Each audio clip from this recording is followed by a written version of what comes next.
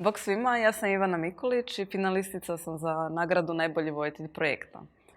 Završila sam FAIR i osmišljavanjem i vođenjem projekata se bavim još od vrijeme studija.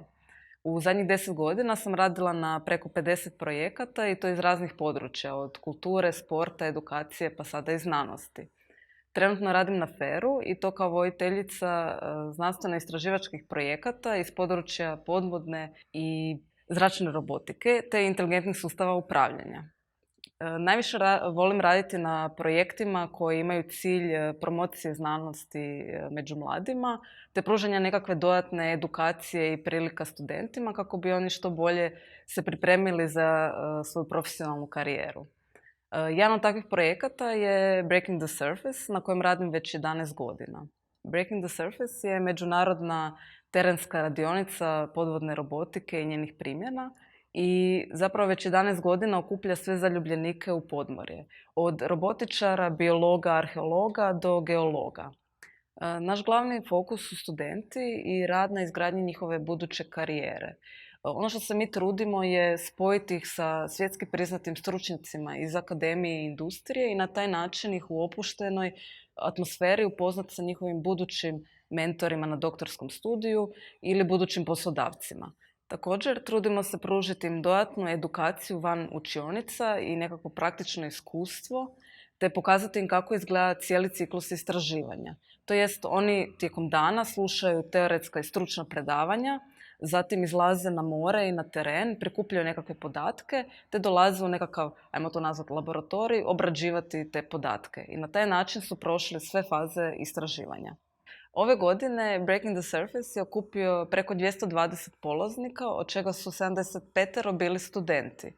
Prikazali smo 35 stručnih predavanja, demonstrirali 10 podvodnih vozila, odradili 7 terenskih vježbi i napravili 5 demonstracija europskih projekata i istraživačkih grupacija. S obzirom da projekt traje već 11 godina i uključena sam u njega od samih početaka, svi aspekti su vrlo lako predvidljivi, pa stoga koristim tradicionalnu metodu upravljanja.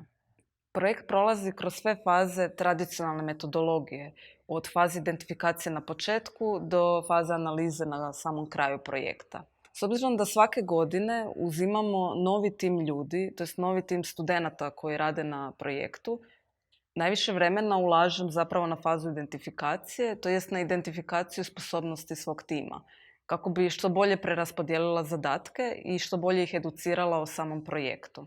Vođenjem projekata se bavim od svoje 18. godine i radila sam na stvarno različitim projektima sa malim budžetima, velikim, sa velikim timovima i malim, isto tako u različitim područjima, od znanosti do sporta.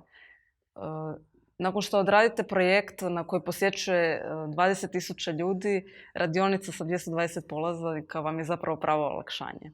Ali ono što smatram najbitnijim je što svom poslu ne pristupam kao poslu, nego kao nekakvom pozivu. Tu sam na nekakvom svom terenu.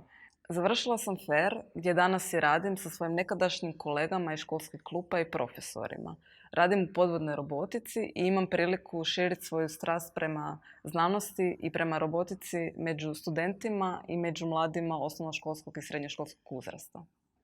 Najveći rizik na projektu je broj posjetitelja jer oni utječu na ostale brojke na projektu i na identifikatore izvrsnosti. Upravo zato cijelu godinu radimo na promociji projekta i putujemo po cijelom svijetu ne bi li stekli što bolje kontakte. Također, svake godine se trudim naći dovoljno financijskih sredstava kako bi pružili 10 stipendija različitim studentima i studenticama koji možda nemaju priliku inače posjetiti ovakvu radionicu. Također, za vrijeme radionice jako mi je bitno da se svaki gost osjeća dobrodošao i ugodno, te kao dio neke naše poslovne obitelji. Kroz organizaciju ove radionice stekla sam prijateljstvo za cijeli život i uvijek me iznova raduje priprema novog izdanja.